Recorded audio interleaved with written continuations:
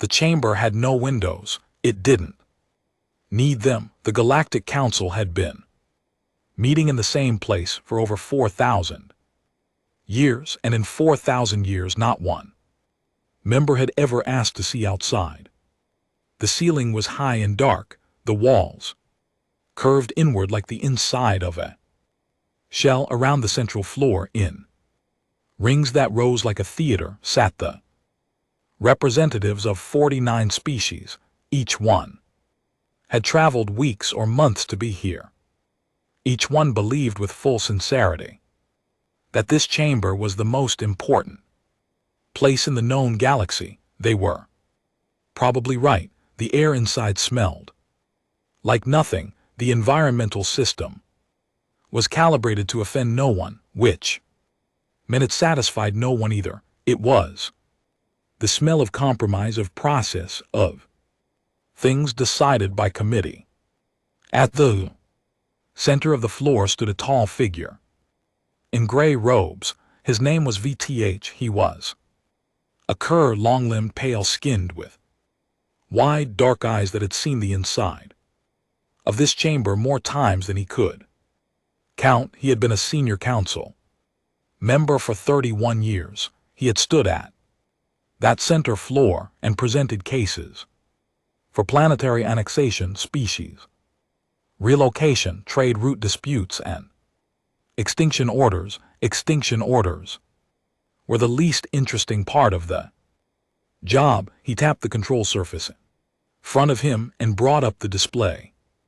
A blue planet rotated slowly above the floor, small, unremarkable, mostly water, with brown and green land masses clustered in the middle latitudes. One large moon, a thin atmosphere, a single star that was neither old nor young. Earth, VTH said, his voice carried easily. The translation systems embedded in every seat converted his words into 48 other languages without a sound. Every representative heard him in their own tongue, with their own idioms, as if he were speaking directly to them. Third planet of a minor system in the Orion arm. Species designation human. Biological classification carbon-based. Mammalian bipedal. Population current estimate 9.4 billion. He paused. Technological progression rate high. Anomalously high. A few heads shifted. The upper rings, not many, most were looking at their own data screens or talking quietly to their aides. VTH was used to this. Extinction orders rarely drew much attention. They were maintenance work. The galaxy was old and large, and young species had a way of growing in directions that created problems if left unchecked. The Council had developed a clean and efficient process for handling it. A fleet was dispatched, a planet was pacified, the species was either relocated to a managed reserve or eliminated entirely, depending on their level of development and the value of their home worlds.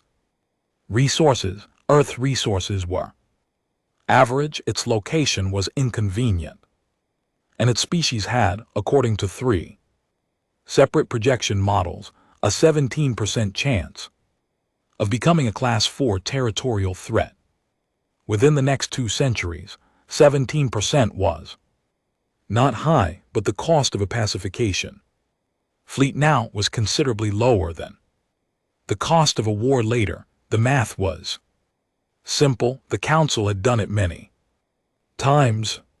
Current threat assessment, VTE, continued, places the human species at Class 2, progressing toward Class 3.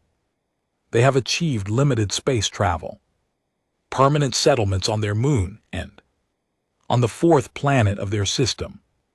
Several deep space probes, no faster than light capability, no confirmed knowledge of galactic civilization. He looked up at the rings. They do not know. We are coming, he said it without any particular tone. It was a standard line. Standard information, most primitives. Didn't know the council existed until the fleet arrived, and by then it was too late for the information to be useful. The recommendation is pacification with full planetary clearance, VTH said. Dispatch of a standard class 1 fleet. 200 vessels, estimated completion 72 hours from first contact. He stepped back from the floor, the session moderator, a heavy-set drill with 4 arms and an expression of permanent exhaustion, opened the floor to discussion. He looked like he was hoping there wouldn't be any. There was almost none. A representative from the Thornic collective asked whether the human home world had any mineral deposits worth preserving. VTH confirmed it did not. The representative sat back down. Sarenth the Elder asked whether any protected observation status had been previously granted. VTH confirmed it had not. The Elder made a small sound of acknowledgement and returned to their data screen. Then a voice came from the lower ring. I'd like to speak. VTH looked up. The voice belonged to a young Kari seated 3 positions to the left of the main Kari delegation block. She was junior by every measure, young, low ranked, and not scheduled to address the floor today. Her name was Sarah's. VTH knew her vaguely. She had been assigned to the Outer Systems Monitoring Division 6 months ago. She was considered thorough. She was also considered by several of her seniors to be overly cautious. The moderator nodded at her. Briefly, Sarah stood. She was holding a data tablet, and her grip on it was tighter than it needed to be. I've been reviewing the human files for the past 4 months, she said. Full files, military records, conflict history, weapons development trajectories, psychological studies. She looked at VTH. I want to register a concern before this vote. VTA kept his expression neutral. The floor is yours. The 17% projection is based on standard models, Sarah said. Those models assume that a species with no knowledge of galactic civilization will follow one of 3 development curves: expansion, consolidation, or stagnation. She set the tablet on the rail in front of her. The human species doesn't follow any of those curves. Their development isn't linear. It isn't even consistent. They have been at war with themselves for the entirety of their recorded history. They have destroyed entire civilizations, rebuilt them, destroyed them again. They have fought wars over land, resources, ideology, religion, and things that have no material value at all. She paused, and every time they fight, they build better weapons. The chamber was quiet. Not the silence of interest, the silence of mild impatience. Their current military hardware, Sarah's continued, is significantly more advanced than our Class 1 fleet projections account for. We are using data that is 4 years old. The human species does not stay still for 4 years. VTH spoke from his position near the center, junior Sarah's. The projection models include a developmental variance buffer of the buffer is 18 months, she said. I know, I read it. She looked at the rings. I'm telling this chamber that a species which has been at war continuously for 6,000 years, which has developed nuclear, chemical, biological, and kinetic weapons against themselves, not against us, and which has been quietly industrializing its outer solar system for the past 4 decades, may not respond to a pacification fleet the way a standard Class 2 species responds. Small ripple of noise moved through the upper rings, not concerned. Something Closer to amusement, the Thornic representative leaned toward his aide and said something in a low voice. The moderator looked at Sarah's with the polite blankness of someone who had already decided how this would end. Thank you, Junior Sarah's. The concerns are noted. I'm requesting a full updated survey before any fleet is dispatched. The request is noted. I'm requesting a delay of Junior Sarah's. The moderator's voice was still polite, still flat. The request is noted. Are there any further technical objections from the floor? There were not. The vote proceeded 47 in favor, 3 opposed. The 3 opposing votes came from smaller species, whose own histories included pacification orders. They voted against every extinction resolution, every time. As a matter of principle, it never changed anything. Sarah sat down. She put the tablet in her lap and looked at the blue planet still rotating above the center floor, small, unremarkable, mostly water. She had read every file, every conflict record, every weapons test log that their monitoring arrays had captured.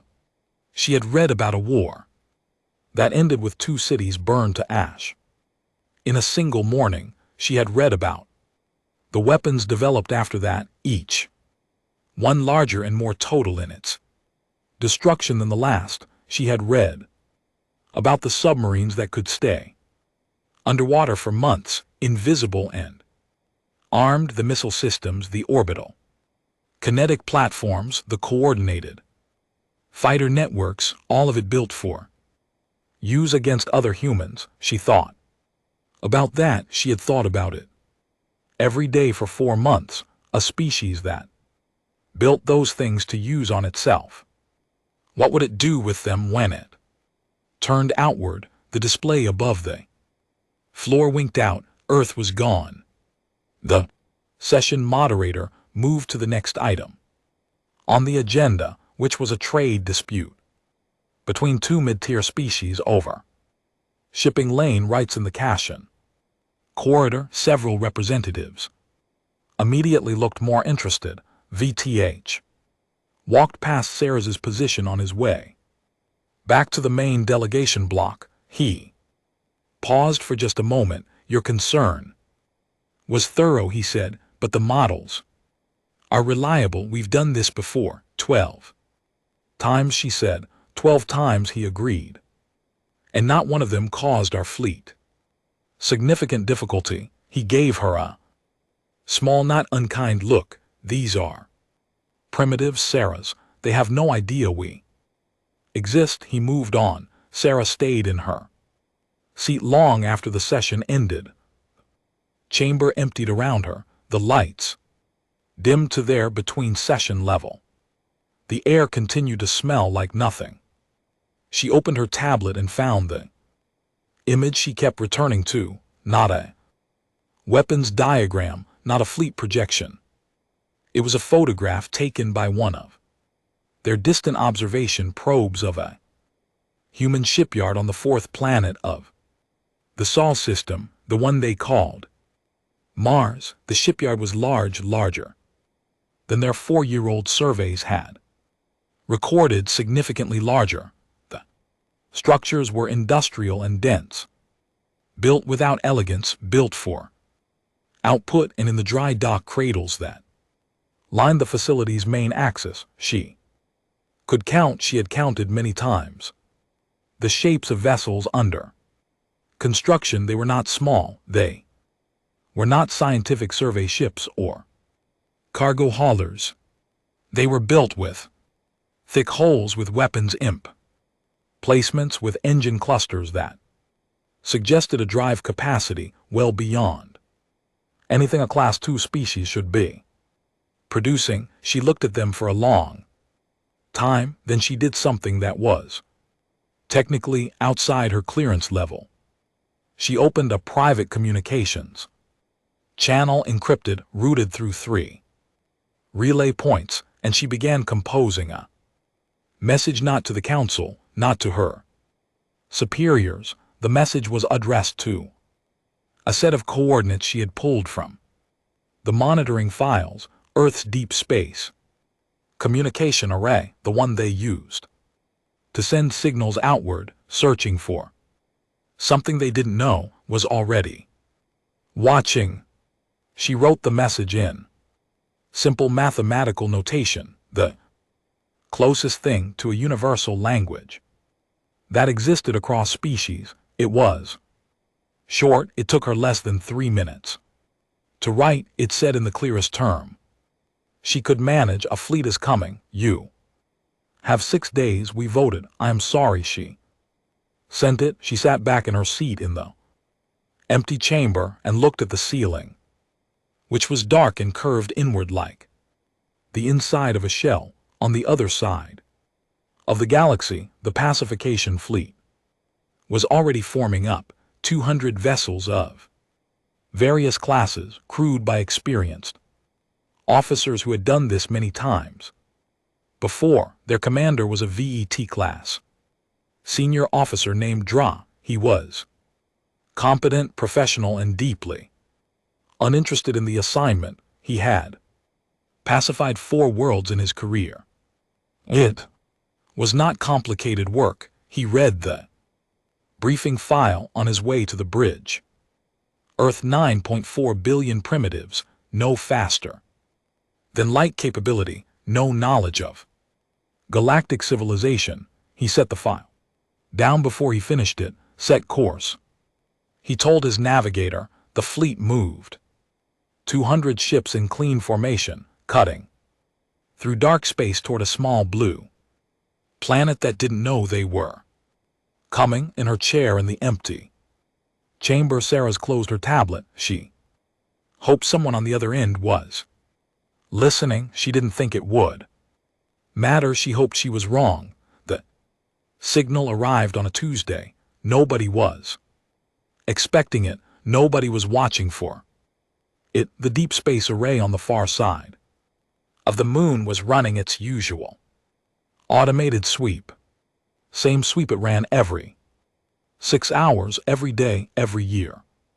Cataloging background radiation, mapping signal noise, logging the endless static of space. The technician on duty was a young man named Pash, who was on his 3rd cup of coffee and halfway through a crossword puzzle when the array's alert system made a sound it had never made before. He looked up from the puzzle. The sound came again. He set the coffee down. The signal was short, mathematically structured, not random noise, not solar interference, not anything in the library of known natural phenomena. It was a deliberate transmission encoded in base notation, so clean and precise that the array's translation software had partially decoded it within 4 minutes of receipt. Pash read the decoded text 3 times.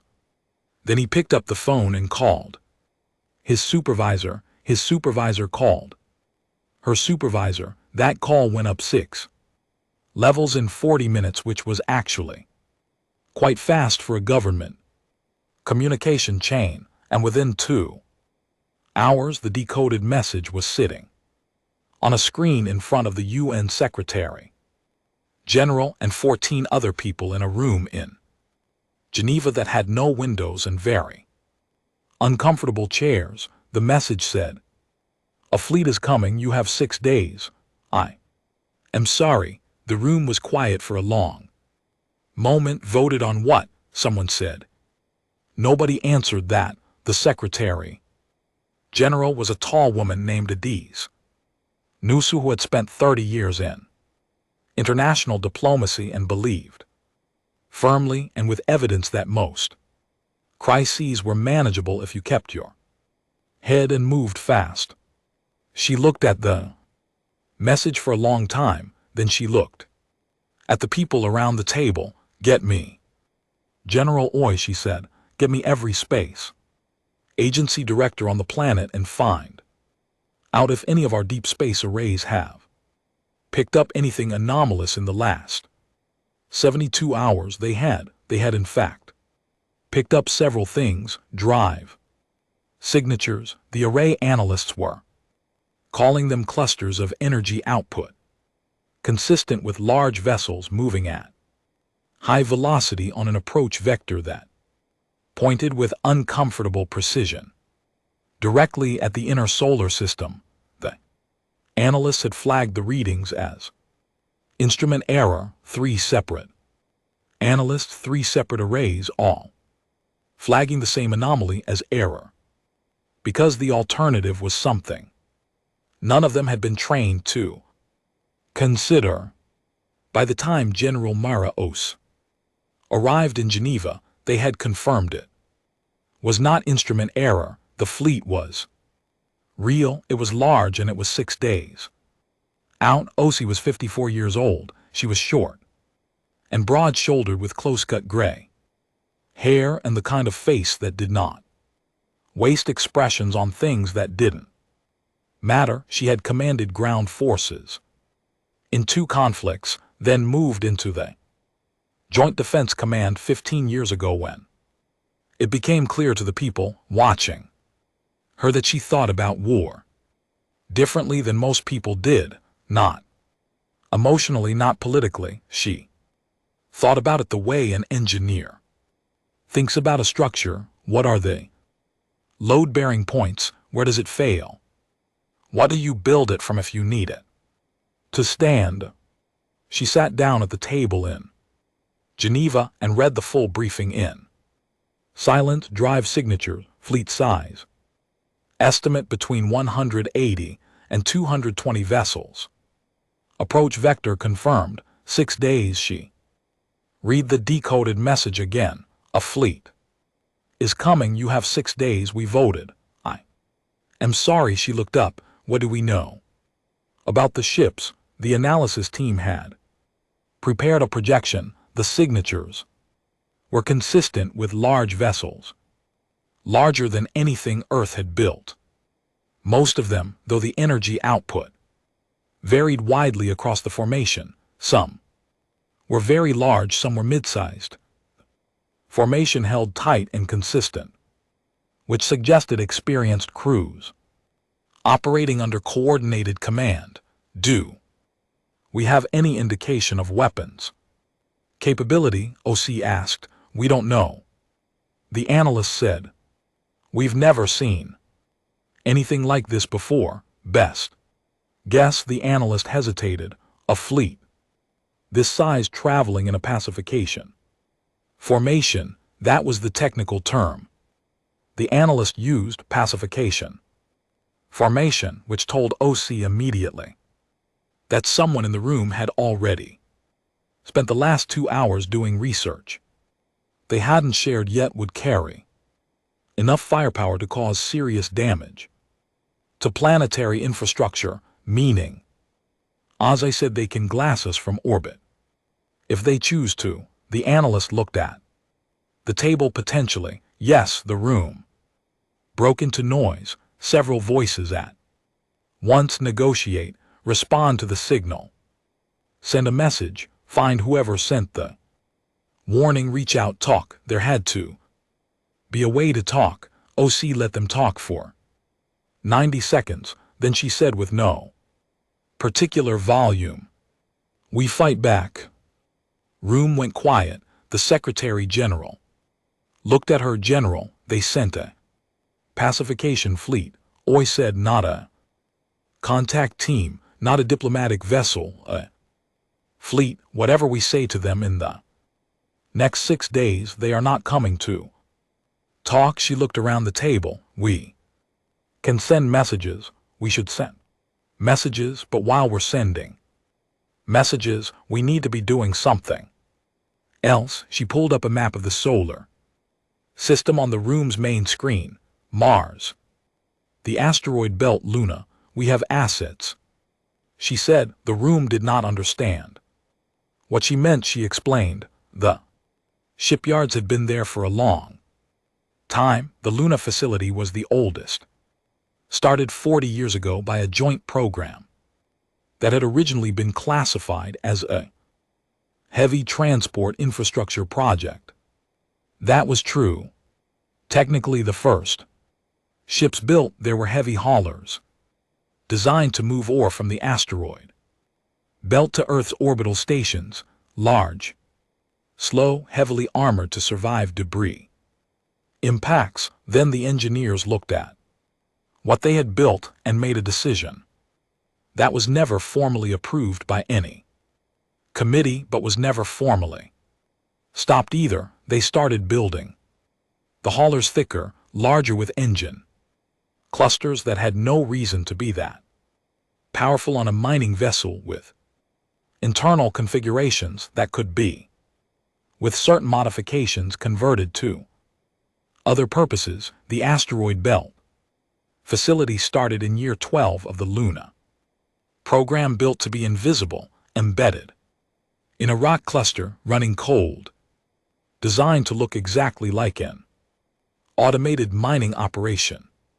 Mars had 3 facilities, all of them active.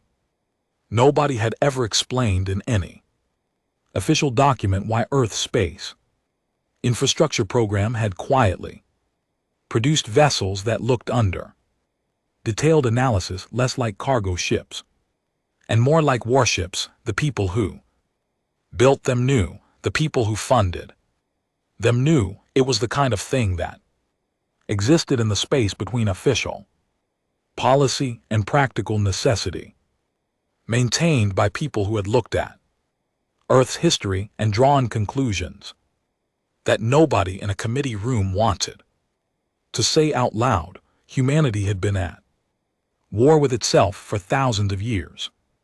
The people who built the ships understood what that meant.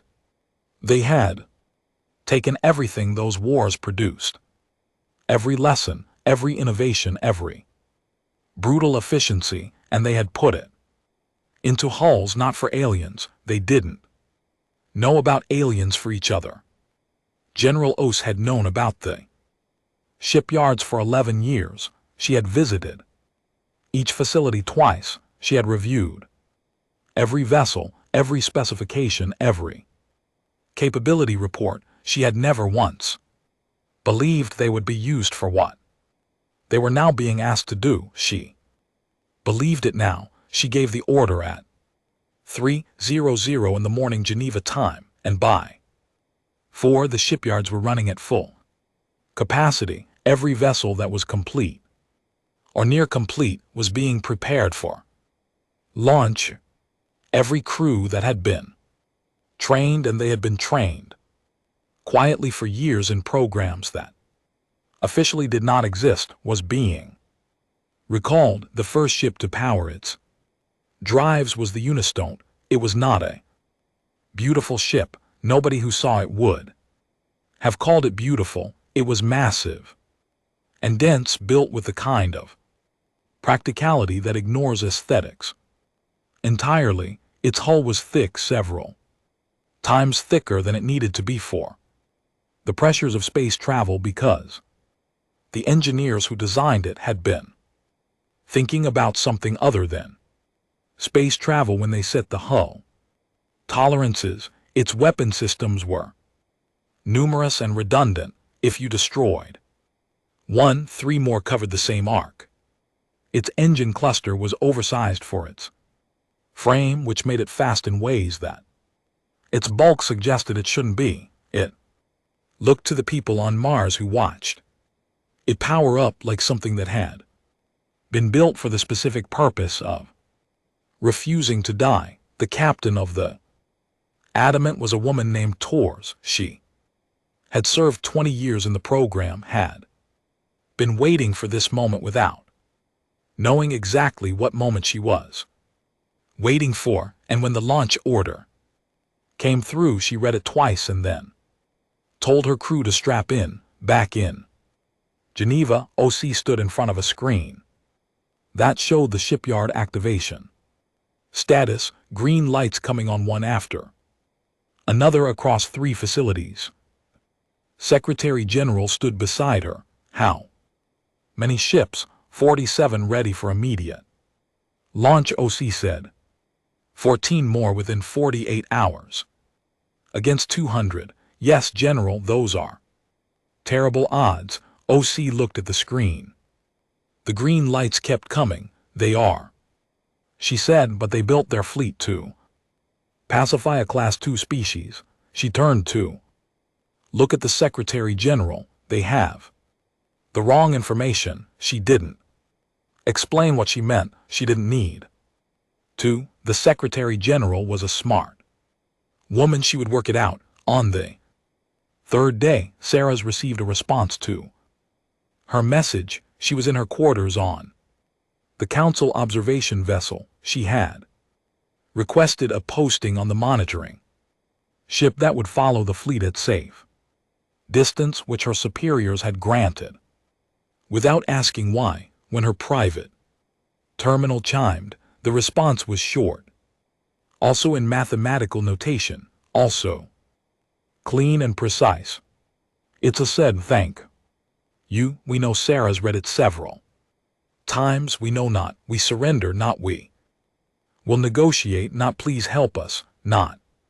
What do? We know. She sat with that for a long time. Then she pulled up the shipyard image again, the one from Mars, the dry dock cradles, the thick hold shapes she had been looking at for months. She counted them again. Then she opened the full sensor report that the fleet's long-range arrays had just filed the first detailed scan of the inner solar system. Now that they were close enough for resolution, she read the number of active drive signatures coming from Earth's facilities. She set the report down. She thought about the message. We know. She thought about what a species did when it knew, not a species that had lived in peace for centuries, not a species that had built its technology in careful, supervised progression under the guidance of older civilizations, a species that had been doing nothing but fighting for thousands of years, that had turned every conflict into a lesson, that had never in its entire recorded history responded to an existential threat by surrendering. Sarah's opened a new message channel, not to Earth this time, to the Council. She began typing. She wrote, I need you to look at the updated sensor reports. I need you to look at what is launching from the human facilities right now. I need you to understand that the fleet we send is not sufficient. She sent it. She already knew they wouldn't listen. They hadn't listened the first time.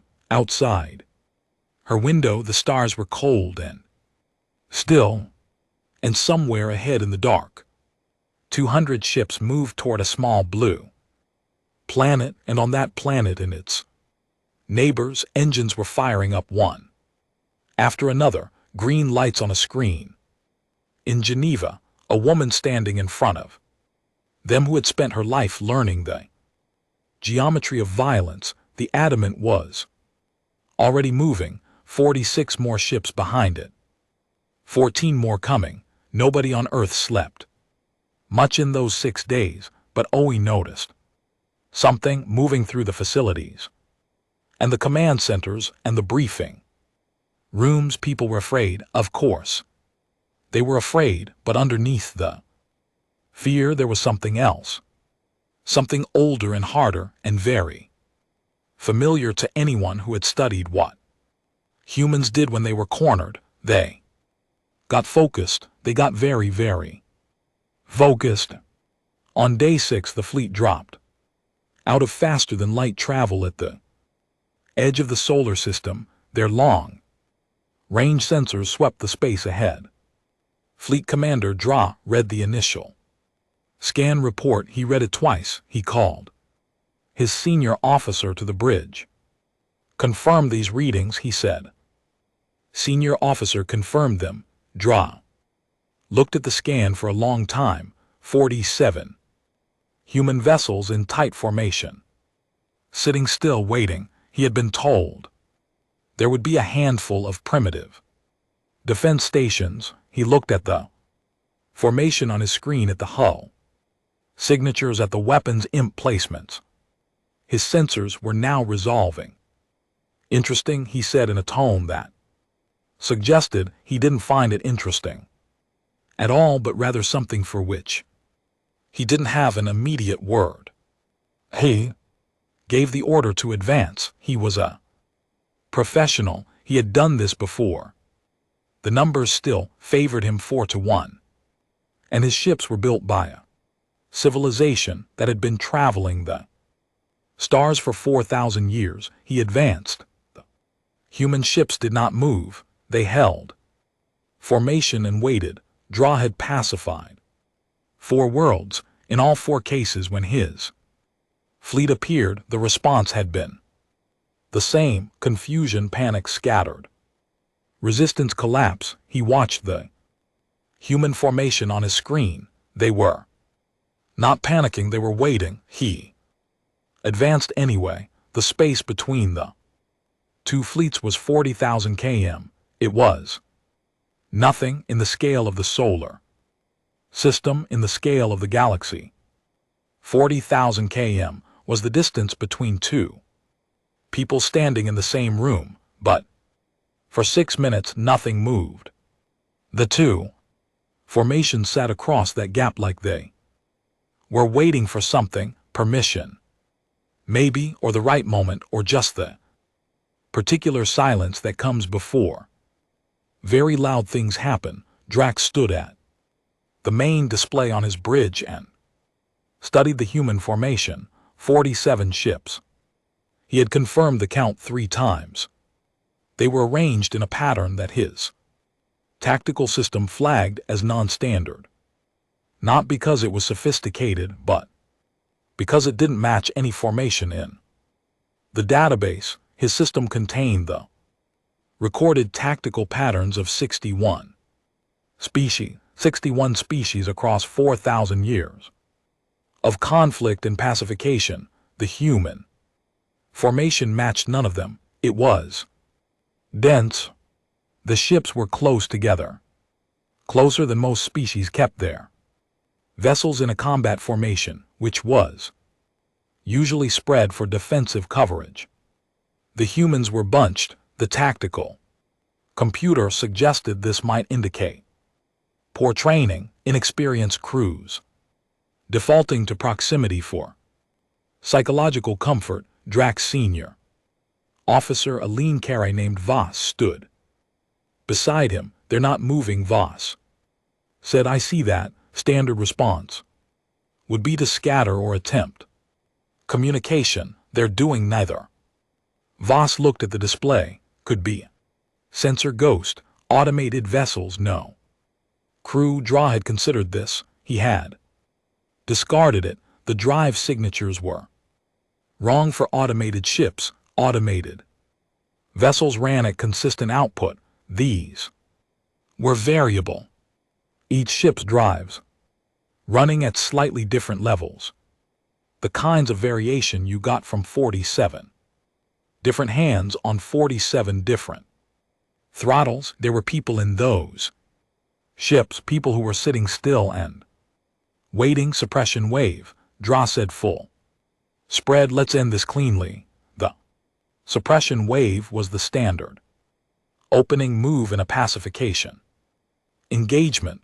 It was an electromagnetic pulse system scaled to fleet deployment, designed to do 3 things simultaneously. First, it disrupted electronic systems, weapons targeting, communications, navigation.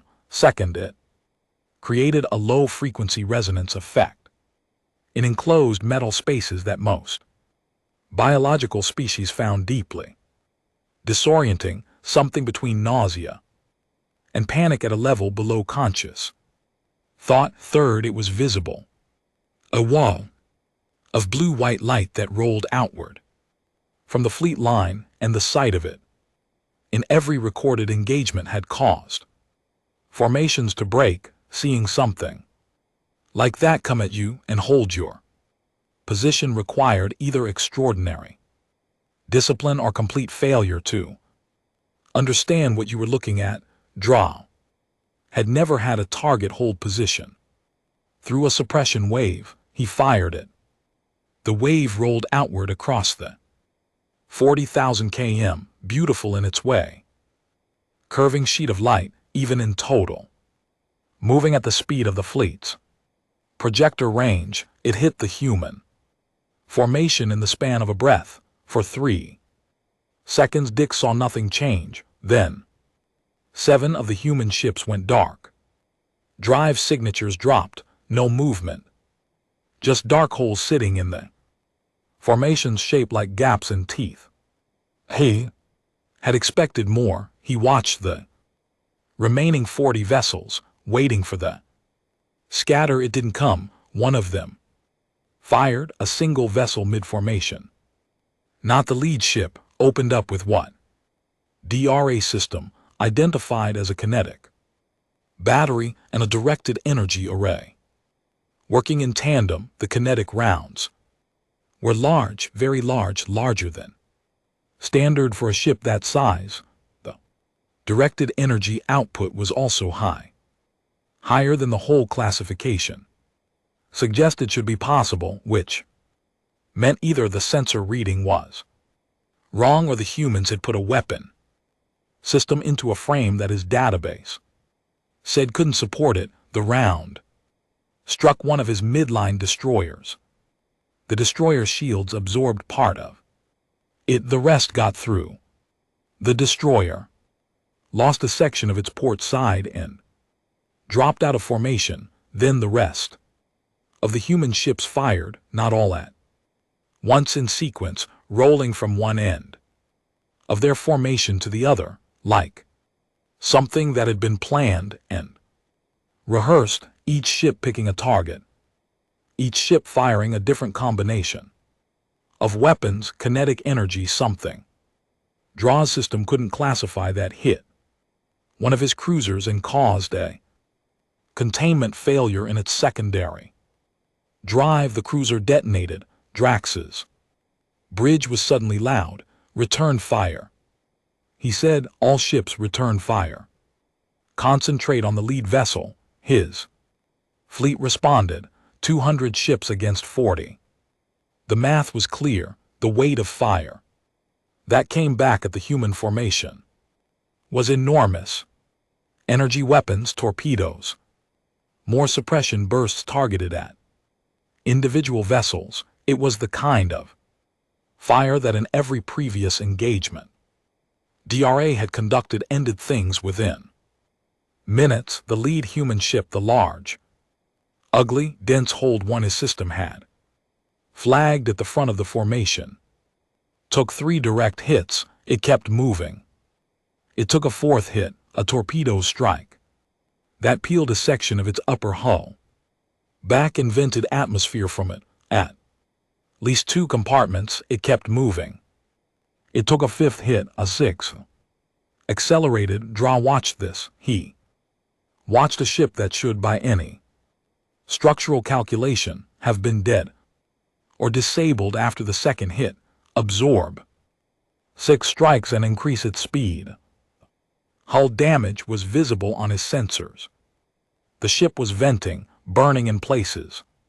One of its weapons arrays was dark and gone, but its main batteries were still firing and its engines were pushing it forward, and it was, according to his sensor readout, heading directly toward his fleet line. What is it doing? Voss said quietly. The answer became clear.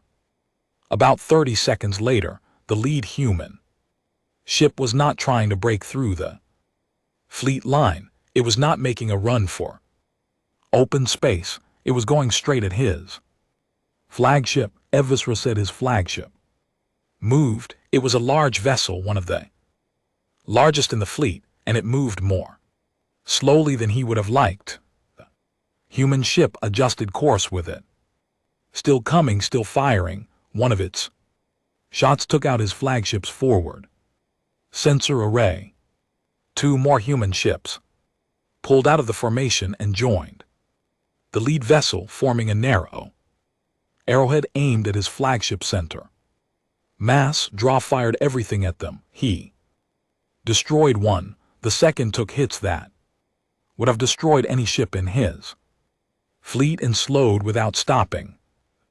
Lead ship, the ugly, burning, thick thing, was now close enough that his short-range systems were picking up the detail of its damage, and what they showed made Voss go quiet beside him.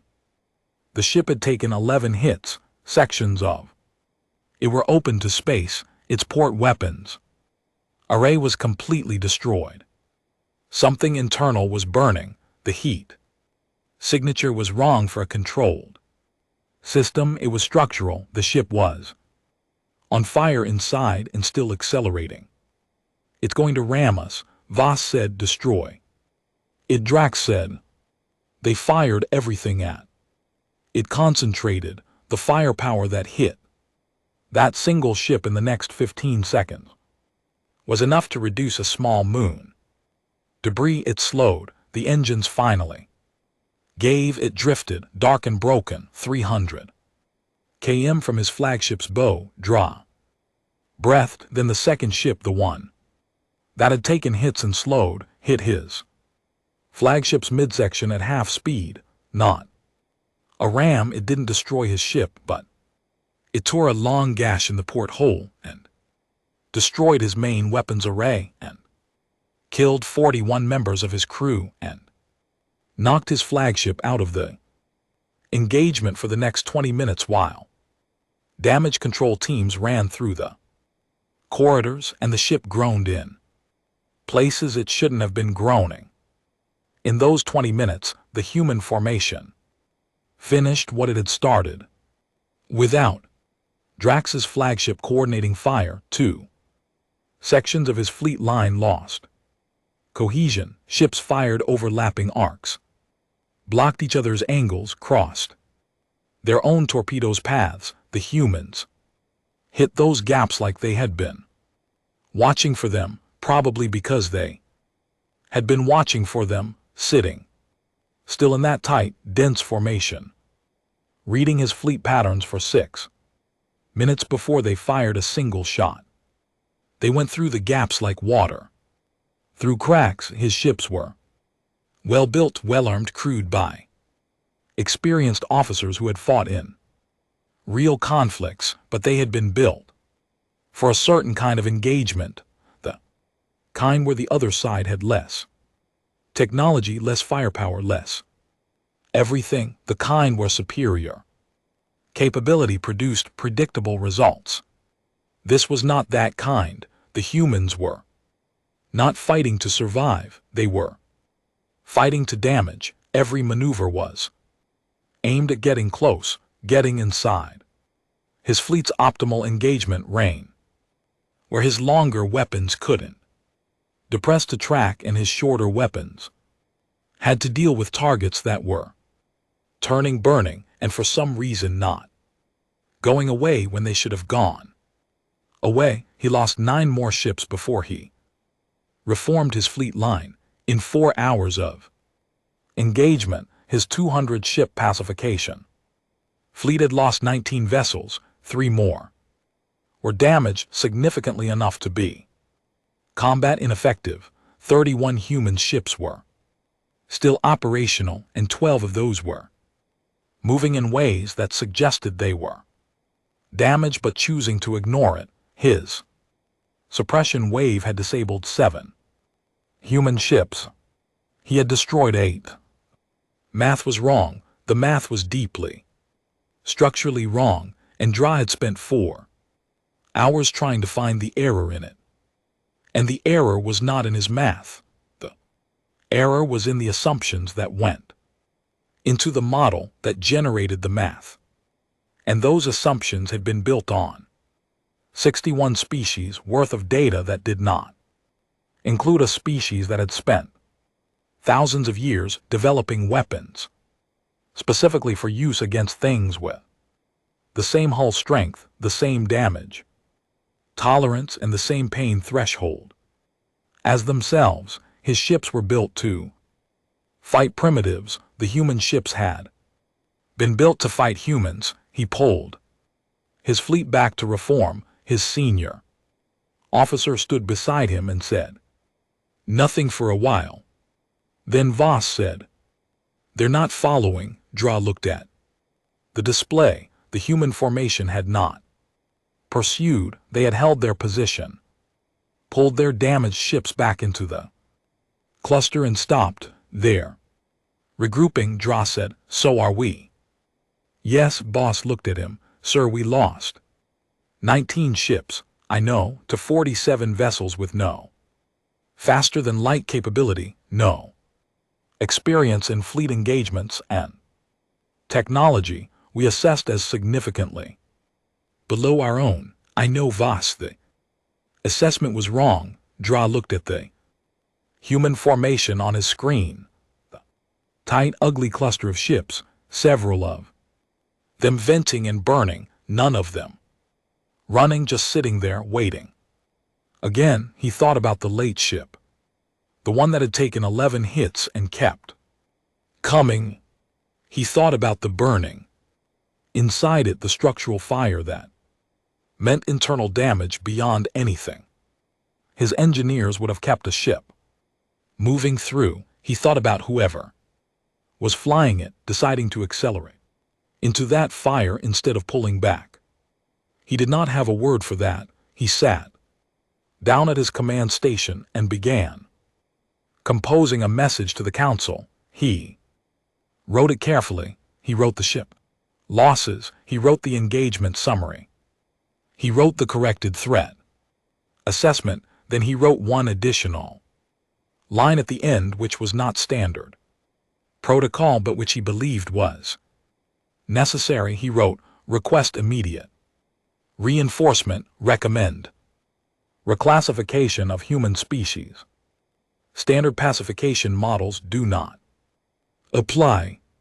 Fleet of 600 minimum advise." Before resuming engagement, he sent it outside. 31 human ships had in tight formation and waited, and somewhere on the planet, turning slowly in the distance or on one of the facilities orbiting around it, 14 more ships were finishing their construction. Dra looked at his ship count, 178 effective vessels remaining. He waited for the council to respond. It took longer than it should have. When the response came, it did not say what he expected. It said, "Reinforcements dispatched, 600 vessels.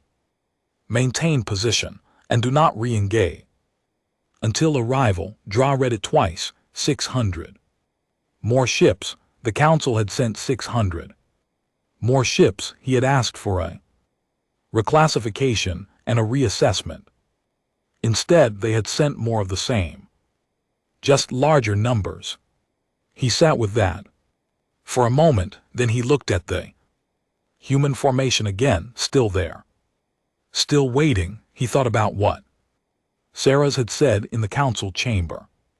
The young junior diplomat who had read all the files and asked for a delay and been ignored. He had been in the chamber that day. He had been part of the delegation that had voted without listening to her. He was listening now. He didn't know what 600 more ships would accomplish against something that took 11 hits and kept accelerating. He didn't know, and that uncertainty was new, and it sat in his chest like something cold. He maintained position. He waited. Human ships waited too. The council chamber had never been loud like this.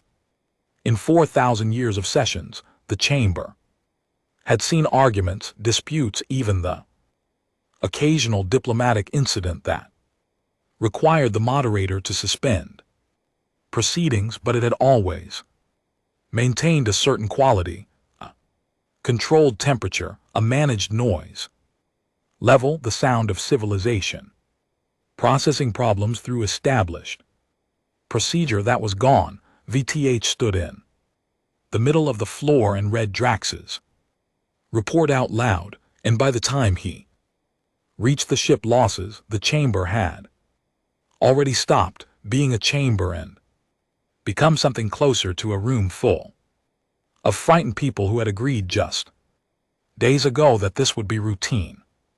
19. Ships in 4 hours against 47 vessels with no faster than light capability and technology that had been assessed by the best models the Council's analytical division possessed as significantly inferior to their own. This is not possible, the Thornic representative said. He was the one who had asked about minerals. He looked like he regretted asking about minerals. Now the report is confirmed. VTH said. He kept his voice level. He had been keeping his voice level for the past hour since the message arrived, and it was costing him more effort than anything he had done in 31 years in this chamber. Fleet Commander Draw sensor logs are attached and verified. 19 vessels destroyed, 3 combat ineffective, 31 human vessels remaining operational. Someone said they lost 16 ships and 31 are still fighting. Correct. Out of 47. Correct. The noise came back up, multiple species talking at once, the translation systems layering everything into a wall of sound. The moderator called for order twice and got partial compliance from her seat in the lower ring. Sarah's watched VTH. He was holding himself very still. She knew that stillness. She had seen it on people who had been wrong in a way they couldn't yet process. The body went quiet while the mind tried to find somewhere to put the information that didn't fit. She had been living in that place for 4 months. She stood up.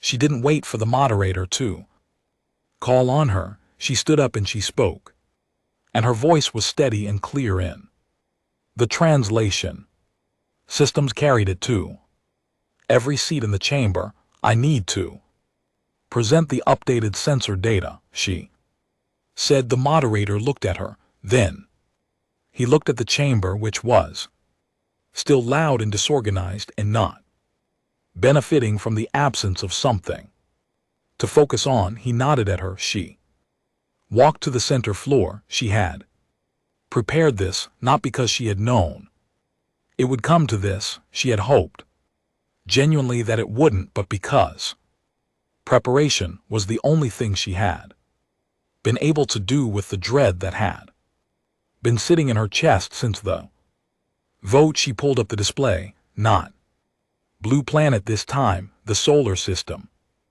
their fleet position, the human formation, and then the shipyard data. This is the Mars facility as of our last survey 4 years ago, she said. The image appeared above the floor. Dry dock cradles, 14 vessels under construction, whole signatures consistent with heavy industrial transport. She let the chamber look at it for a moment. This is the same facility from our long-range scan taken 6 days ago. The image changed. The chamber went quiet. The dry dock cradles had more than doubled in number. The vessels in them were not the same shape as the ones from 4 years ago. They were larger. The hull profiles were heavier, denser, with the weapons emplacements clearly visible even at sensor resolution. No ambiguity, no interpretation required, no way to call them industrial transport ships. At the time of our fleet's first contact with the human formation, Sarah said, 14 additional vessels of this class were in final construction stages across 3 human facilities. They have since launched. She looked at the chamber. Earth's fleet is no longer 47 ships. She let that sit for a moment. It is 61. Serenity Elder in the upper ring made a sound that needed no translation. I would also like to present the conflict history review that I submitted to this chamber prior to the vote. Sarah's continued, which was noted and not acted upon. She kept her tone neutral. This was not the time for anger, though she had plenty. The human species has been engaged in continuous organized warfare for approximately 6,000 years of their recorded history.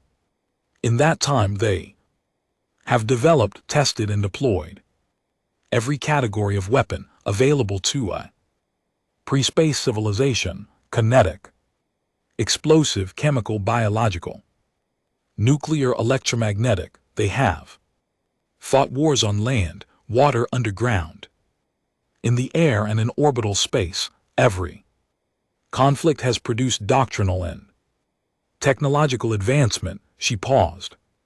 They did not develop their warships in response to our fleet. They developed their warships in response to each other. We were not the threat they were building for. She let the chamber sit with that. What that means, she said, is that our models assumed we would face a species that had built its military capability in response to known threats. Species that have fought only each other fight in ways calibrated to each other. The same hull strength, the same pain thresholds, the same willingness to absorb damage. When we deploy a pacification fleet, we are usually the highest capability force the target has ever encountered. The gap creates shock. The shock produces collapse. She looked at the display, at the human formation, still sitting in tight cluster at the edge of the solar system. That gap does not exist here. Our fleet is not the most dangerous thing the human species has faced. They have been facing things as dangerous as our fleet, or more so. For 6,000 years, they have been training for this without knowing they were training for it. The chamber was very quiet now. VTH stood near the wall of the center floor. He was looking at the Mars facility scan, the larger ships, the weapons emplacements that were not ambiguous. The 600 ships the Council has dispatched, Sarah said, will outnumber the human fleet by more than 8 to 1. She looked at VTH, then at the moderator, then at the rings. I am asking this chamber to consider whether numerical superiority is the correct analysis given what Fleet Commander Drax's engagement report tells us about how human vessels perform against superior numbers. Silence. Then the Thornic representative spoke. What are you suggesting? I'm suggesting, Sarah said carefully, that before 800 of our ships engaged 61 human vessels in the human home system, we understand what happened in the first 4 hours fully. Not just the ship losses, the mechanics of it. Why our suppression wave only disabled 7 ships? Why a vessel that absorbed 11 direct hits continued to function and accelerate? Why the human formation, after sustaining 30% losses, did not break? She looked at the chamber. Because if we do not understand that and we send 800 ships and the same mechanics apply at scale, then the mathematics become considerably worse. For us, the room was quiet for a moment, longer than a council elder, one of the oldest Kara in the chamber, a figure who had been present for most of the last 3,000 years of council history, spoke from the upper ring. His voice was slow and considered. How thick, he said, are the hulls on those ships? Sarah's pulled up the specification analysis she had compiled. The hull thickness data from the sensor readings, cross-referenced with the mass and drive output to extrapolate structural density. The chamber looked at the numbers. The thick representative said something quietly to his aide, and the aide looked at the numbers, and the aide said something back, and the representative leaned forward in his seat with an expression that had moved past concern into something more fundamental. What Sarah's had found and what the chamber was now looking at was this: the human ships were built with hull density that had no practical purpose for space travel. The added mass cost them speed, cost them fuel efficiency, created structural stresses in maneuver that required constant compensation. There was no engineering reason to build a ship that thick, unless the assumption going into the design was that the ship would be hit repeatedly by things designed to destroy ships exactly like it. They had been designed to fight themselves, which meant every structural assumption encoded into those holes was calibrated against human weapons, which meant the suppression wave designed for species whose electronic systems were less hardened and whose crews were less physiologically prepared for disorientation had encountered hardened military electronics and crews that had been training in the disorienting conditions of high-intensity combat environments for their entire careers. 7 ships disabled out of 47. Other 40 had shaken it off and returned fire. Sarah's watched the chamber understand this.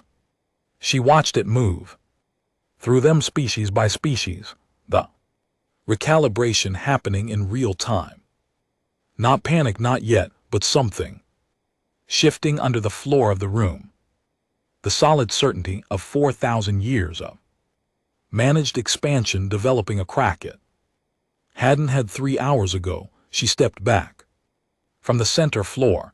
VTH did not move to replace her on Earth. The sensor data came through at 400 hours station time, relayed from a deep space array that had been quietly repositioned during the 6-day window before first contact. General Oy was in the command center on Luna when the analyst brought it to her. The alien fleet was pulling back, not retreating. The formation was still there, still holding position outside the inner system, but the advance had stopped. The fleet had disengaged and gone still. Her officers read this as a victory. Several of them used that word. OC let them use it. She understood why they needed to. She looked at the fleet size on the sensor. Read out 178 effective vessels, estimate more than 4 times what Earth had. They had pulled back anyway. She thought about why. Either they were damaged enough to need recovery time, or they were waiting for something, or both. Her instinct said both. Her instinct also said that if they were waiting, whatever they were waiting for was larger than what had already arrived. Get me the construction status on the 14 ships, she said. Her aide checked. 11 of the 14 were complete. Crews boarding now. 2 more. Within 12 hours, 1 had a dry fault that needed another day. 12 ships, Owe said. We have 12 more in the next 12 hours. Yes, General. She looked at the main display. Her fleet out there, 61 ships now, plus 12 more coming.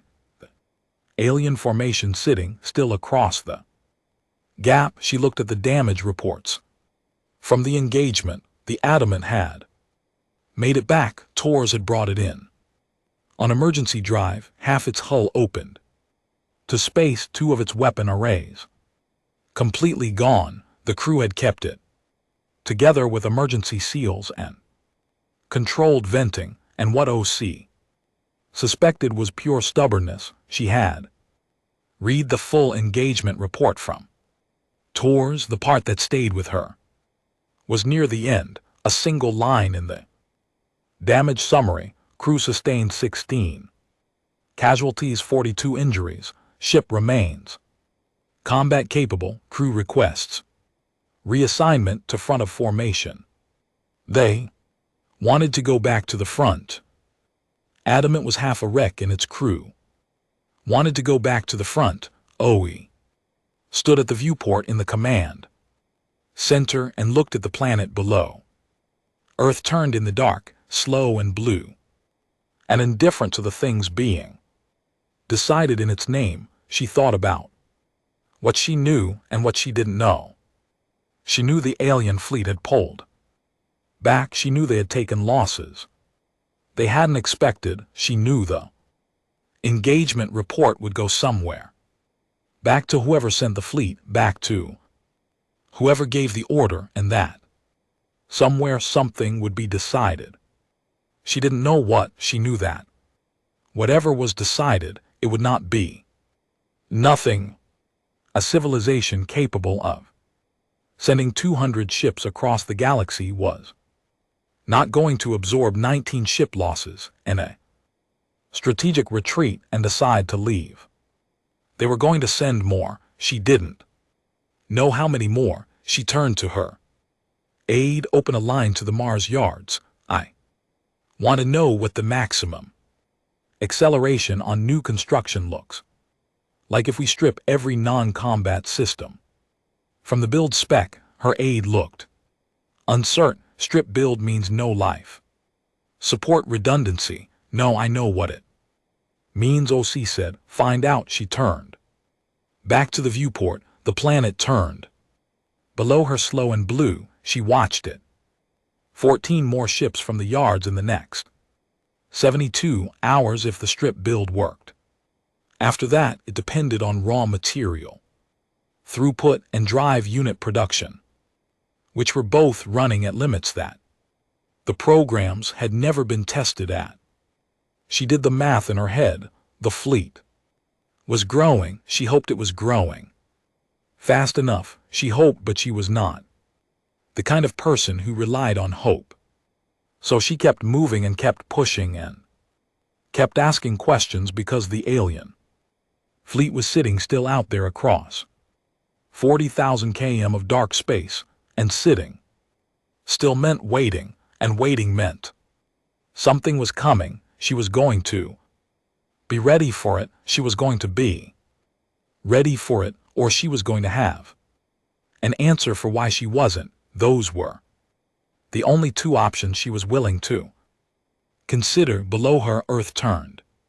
They came out of faster than light travel in a wall, not a formation, a wall. 800 ships dropping into real space across a front so wide that Earth sensor arrays needed 40 seconds to finish counting them. They appeared all at once, the way a storm appears over flat land. First, darkness on the edge of the sky, then the full weight of it, total and immediate. Drax's remaining fleet folded into the larger formation without ceremony.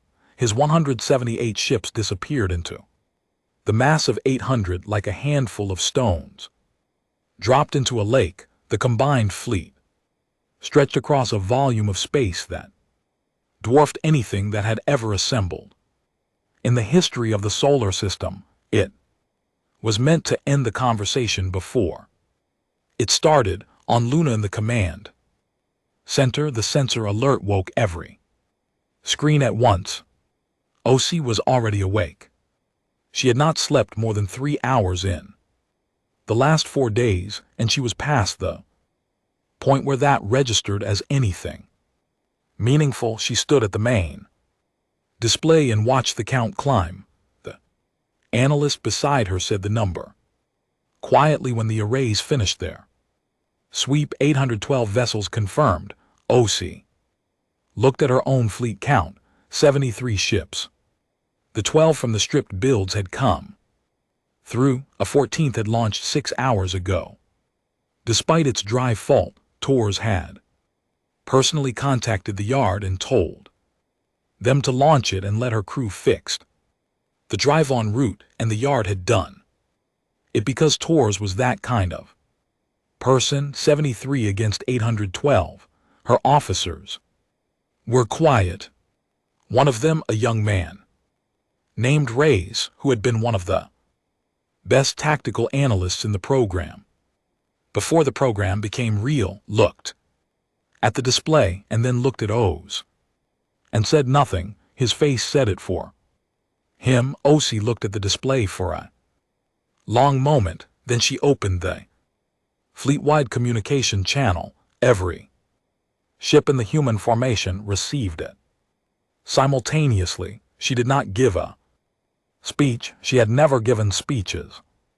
She had watched other commanders give speeches before difficult engagements, and she had always thought the speeches were for the commanders more than the crews. The crews knew what was in front of them. The crews did not need words about honor or history or sacrifice. They needed to know one thing, that the person in command understood the situation completely and was not going to pretend otherwise. She said they brought 800 ships. We have 73. They know where we live. They came here anyway. She paused for exactly 1 second. So did we. In a way, we've been fighting things our own size our whole lives. This is the same. Another pause. Hold the line. She closed the channel. Raise looked at her. She could see him wanting to say something. She could see him deciding not to get the adamant on the line. She said, I want tours up front on the council observation vessel. Sarah's watched the combined fleet from her small viewport. 800 ships. She had argued against this, not the number they approach. She had argued that numbers were not the answer if the fundamental mechanics of the engagement were not yet understood. The council had not been interested in mechanics. They had been interested in resolution, and resolution meant force, and force meant numbers, and so here were the numbers. She watched the fleet begin its advance. It moved slowly at first, deliberately.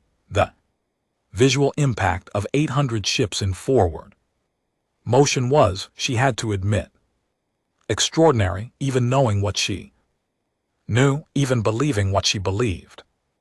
The sheer physical scale of it, the mass of those vessels moving through space in tight formation, was something that the mind processed as final, as inevitable, as a thing that did not get stopped.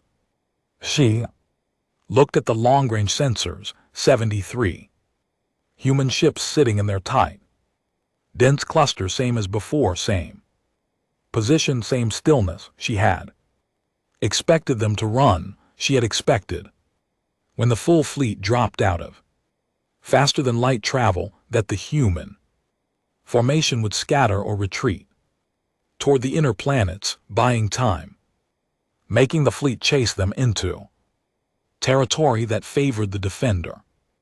They didn't move. She thought about the message she had received. We know she thought about General Oe, whose name she had found in the human communications file, whose face she had seen in a photograph taken by a monitoring probe at some facility on the fourth planet. A short, broad-shouldered woman standing in front of a ship in dry dock, looking at it with the expressions of someone who had been waiting a long time. Cerseus watched the fleet advance.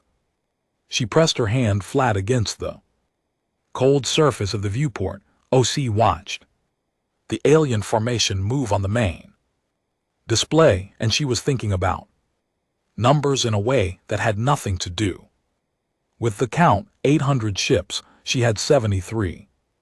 In every conventional model of fleet engagement, that ratio produced one outcome. The side with 73 ships was destroyed, not depleted, not weakened, not driven back, destroyed. The firepower differential was absolute. She was not thinking conventionally. She had spent the 4 days since the first engagement reviewing every second of the sensor data.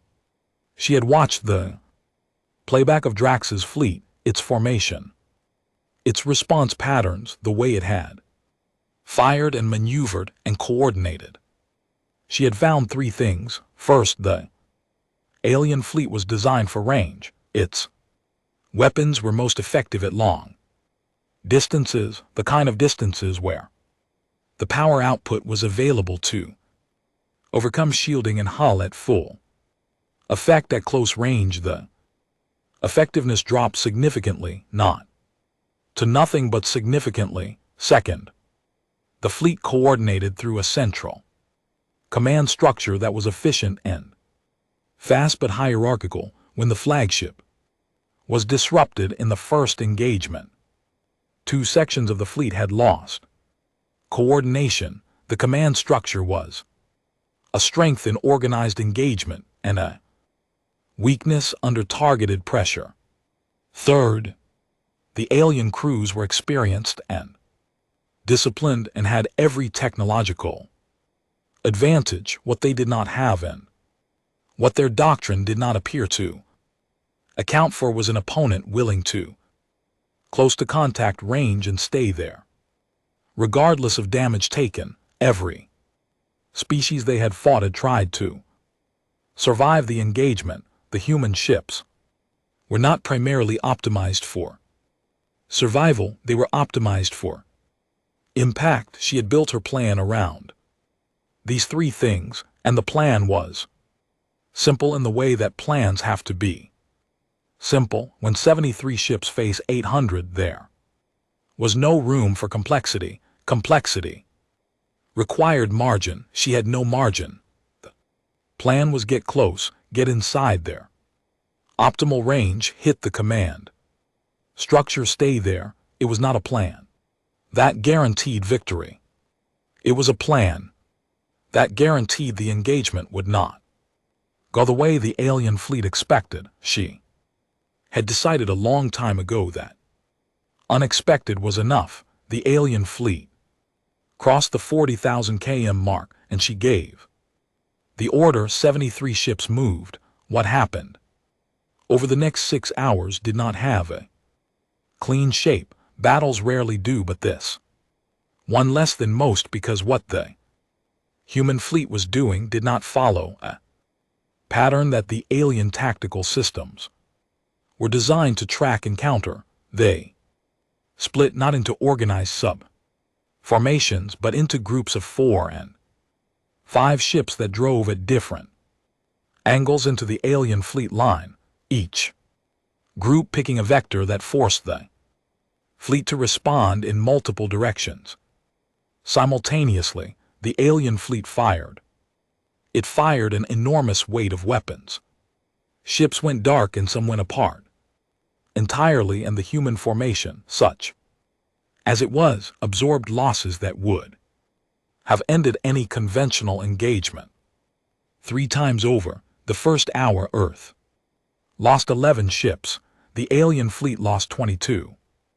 By the second hour, 47 human ships were in among the alien fleet, not behind the line, not flanking it, inside it, close enough that the alien long-range weapons couldn't depress to target them without hitting their own vessels. The alien fleet was firing at human ships and hitting itself. The coordination that made 800 ships a single instrument was becoming the thing that made 800 ships liability in close quarters. A group of 4 human ships found the command section in the 3rd hour. Ozzy had identified it in the first engagement. Not the flagship specifically. Drax had been replaced in the new fleet's command structure, but the pattern of communication signals that indicated where coordination was being managed. She had marked it. She had sent 4 ships toward it from the beginning of the engagement, taking a wide approach that kept them out of the main fighting until they reached the right position. They hit the command section from 3 angles. 2 of the 4 ships were destroyed getting there. The other 2 reached weapons range and opened up with everything they had, burning through their entire munitions load in under 8 minutes, targeting not just the command ship but the communication relay. Vessels flanking it. The command ship. Survived damaged but functional, but the relay vessels did not. The alien fleet lost a coordination for 11 minutes. 11 minutes is nothing in peace. Time in a close quarters fleet. Engagement with 800 vessels trying to track and respond to 73 that were moving in non-standard patterns and refusing to retreat and hitting things they had no business being close to. 11 minutes was everything. The alien fleet began to break formation, not from losses. The losses, though significant, were still manageable for 800 ships. It broke formation because the math stopped working, because the tactical systems that processed 800 ships worth of sensor data and generated response options were encountering a situation their models did not contain. Every time they generated a response, the human ships were not where the model said they would be, because the model assumed the human ships were trying to survive, and survival was not the primary variable being optimized. Ships at the rear of the alien formation began pulling back without orders, not retreating, pausing, recalibrating, creating space between themselves and the chaos at the front. The space grew. Sarah's watched it from the observation vessel, which had moved to the far edge of the engagement zone. When the human ship started getting inside the fleet line, she watched on the sensor display as the rear sections of the fleet pulled further back. She watched the front sections, which were still fighting, still taking and giving damage, still technically holding. She watched a human ship, mid-sized hull, showing the same kind of deep damage she had seen on the Adamant before, fly through a gap between two alien cruisers, fire into both of them as it passed, come out the other side, burning, and immediately turned back toward the fleet line for another pass. She pressed her hand against the viewport again. She understood it now. She had understood it intellectually for months, reading the files, looking at the numbers, but she understood it differently now, watching it. The human ships were not fighting to win. They were not fighting to survive. They were fighting to make the cost unbearable. Every ship that kept moving when it should have stopped. Every crew that turned back toward the line when they had a clear route to open space. It was not tactics. It was not even courage. Exactly. Courage implied a choice made against fear, and she was no longer sure the calculus these people were using had fear as a primary input. They had decided somewhere at some level below formal decision-making that this was their place and these were their people. And the calculation was not can we win. The calculation was what will it cost them to take this from us. The answer they were generating with every passing hour was more than it is worth. The alien fleet pulled back. It did not happen with an announcement or a signal or a formal withdrawal order.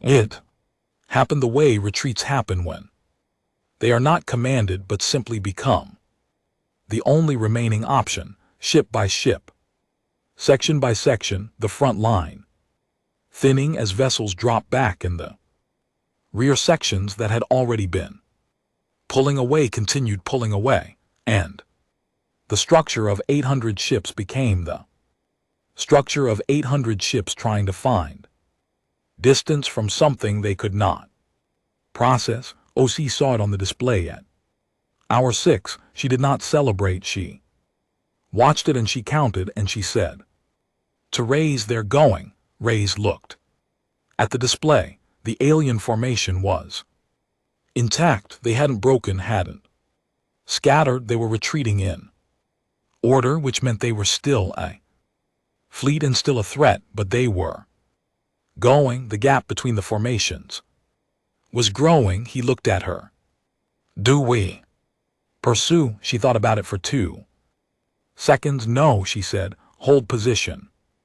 Let them go. She turned away from the display. It took the council 11 days to formally convene after the second engagement. 11 days because the report from the fleet commanders took time to compile and because several delegation members requested the session be delayed until the full data was processed and because there were conversations happening in private that needed time to resolve before they could become public positions. Sarah sat in her seat in the lower ring and waited. The losses were presented by a council administrator rather than VTE, who was present but had not spoken since the session opened. The alien fleet had lost 104 vessels in the second engagement. Earth had lost 31. The human fleet currently stood at 42 operational vessels, with 11 more under repair and construction. Reports from the human facilities indicated the rate of new ship production had increased again. The chamber was very quiet. The council elder who had asked about hull thickness in the previous session raised his hand. He said, I would like to hear from Junior. Sarah's sir stood. She had not prepared remarks this time. She didn't need them. She stood at the center floor and looked at the rings and said what she thought was true. They will not stop, she said. That is the only thing I know about this species with complete certainty. Everything else, their technology, their numbers, their capability, those things will grow and change, and we can model them or fail to model them, but the stopping that won't change. She looked at VTH. They were fighting each other for 6,000 years, and they never stopped. They have been fighting us for 11 days. They are building more ships while we are sitting in this chamber. She paused. They do not have a threshold at which they stop. We assume they did because every other species does. They don't. The chamber sat with this. What do you recommend? The elder asked. Sarah's had been thinking about this answer since before the vote, since the first time she read the files, since the first time she looked at the Mars shipyard photograph and counted the holes in the dry dock cradles. Remove them from the list, she said. Remove them and never put them back. Create whatever classification this chamber needs to create. Call it whatever word exists in whatever language makes the meaning clear. She looked at the rings. And do not go back there. The chamber was quiet for a long moment. The vote that followed was not close. OC found out 3 weeks later through series encrypted channel still open, still routing through 3 relay points, when a short message arrived in mathematical notation. It said, the order is rescinded. You are removed from all list. New classification created. No translation exists in your language. Closest meaning do not touch. OC read at once. She was standing at the viewport on the Lunar Command Center, looking at Earth turning below her. She had been standing there on and off for most of the past month. She found it useful. It kept things in proportion. She read the message again, then she set the tablet down around her. The command center was running analysts at their stations, communication lines open. The constant low sound of a facility that had shifted from emergency mode to something that wasn't quite peacetime but wasn't active war either. Something in between, something new. She looked at the planet. 42 ships out there. The survivors being repaired, resupplied, crewed by people who had done something that had no name yet in any human language either. She would need to find names for all of it eventually. The engagement, the campaign, whatever this was going to be called by the people who wrote it down later.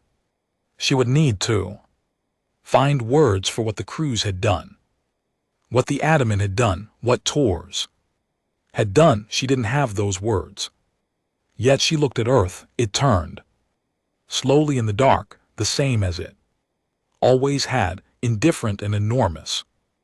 The blue of it deep and unbroken from this distance, all of it down there, 9 billion people who had not known 6 weeks ago that the galaxy had voted on them, who had been going about their lives, while a fleet crossed the dark toward their home, who had some of them watched the news and understood what was happening and continued going about their lives anyway because there was nothing else to do, and because that was what people did. She thought about what Sarah's had written, closest meaning do not touch.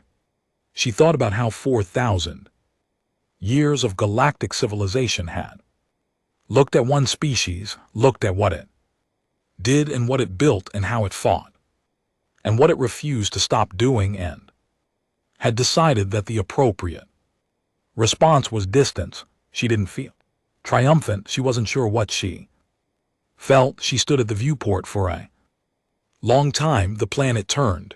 The adamant was out there somewhere, repaired enough to fly. Tors probably standing at her own viewport, looking at the same planet from a different angle, the same thing visible from 2 different positions. OC picked up the tablet and composed a message back through Sarah's channel. Short mathematical notation. It said, "Received, thank you again." She sent it. She stayed at the viewport. She watched Earth turn in the dark, slow and blue and still there, and said nothing, because there was nothing that needed saying, and because some things are larger than words, and the right response to them is simply to stand and look and understand that you are still standing. The planet turned. The stars were cold and still, and somewhere out past the edge of the solar system, in the dark between here and everything else, the galaxy gave a wide berth to a small blue world it had once decided to erase.